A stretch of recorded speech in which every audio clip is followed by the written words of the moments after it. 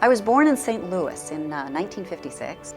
My father was John Pointer Wyatt, and my mother was Isabel Edith Gillespie. And my father in St. Louis was the head of pathology for the St. Louis University.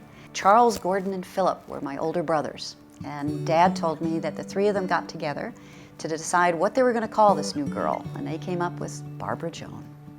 I spent my youth, and I think some of my adulthood, trying to keep up with my three older brothers. They were bigger, stronger, and faster than me, but that didn't stop me from trying to stay up with them. Yet I remember I couldn't do things because I was the girl. My father would take the boys out caroling at Christmas, and my mother would say, "No, you can't do that, you're a girl." It didn't make any sense to me. And I remember we had 2 bedrooms. All the boys were put in one bedroom, so there were 3 beds side by side. And that was the bedroom you wanted to be in. There was roughhousing and just laughing and hitting each other and rolling around on the floor. But my mother set up the sewing closet, and that's where she put me.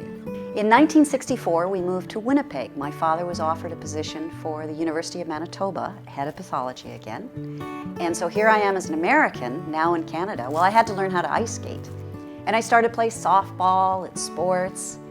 And again, I'd hear from my mother, "Girls don't do that." I think it was because my mother was born in 1911, and she was the oldest of 6 siblings. So she had to take care of them, because that's what girls did in the 1920s and the 1930s. There were very clear demarcations. Well, this was the 1950s and the 1960s, and I was trying to stay up with my brothers, who seemed to have complete freedom. Then my father and mother called me into the study. Now the study was quite a warm, fun place to be. It was floor to ceiling of books. We were all voracious readers. We got that from our father. And my father had decided to take a sabbatical leave, which meant you leave Canada, you go to another country, you do research, scientific research, and you bring the knowledge back to Canada. Well, my oldest brother had already graduated from university. My other 2 brothers were in university. I was about 14 or 15 at the time.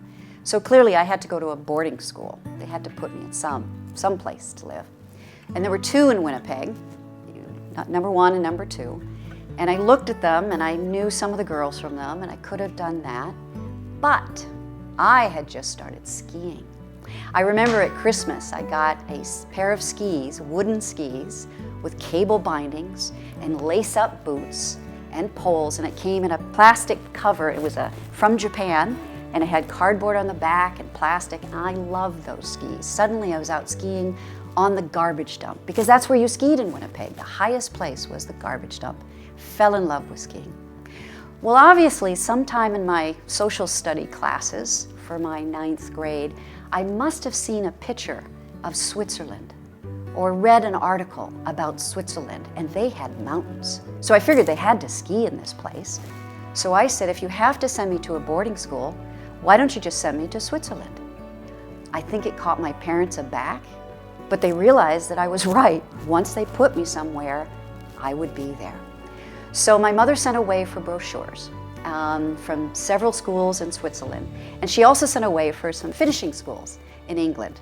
And all these brochures started to come, and we put them all out on the dining room table. And she was encouraging me, saying, "Look at these wonderful finishing schools, because this is what girls need to know. They need to know how to do the flowers, and they need to know how to serve tea." And I was looking at the other schools, and I saw this one school that said meditation first thing in the morning, skiing 1 to 4 p.m. every single day, and then classes before another, and on the weekend expeditions. So that was a easy decision for me. I want that school, and that was called Aiglon College. And I think I was beginning to understand a little bit about life, that a wonderful life almost never begins with the doors marked, "Take no risks," or "Be safe," "Don't fail." I think a wonderful life really exists when you go into those doors marked education, learn, leap, be a bit of a swashbuckler. Then it was time to go to school, this brand new school. My father, my mother, nor I had even visited it. But we got to Paris together, and then they handed me a train ticket. And they said, "Here's your ticket to Switzerland. Go find your school." My father and mother had gone on to Cambridge, and I went to Switzerland by myself.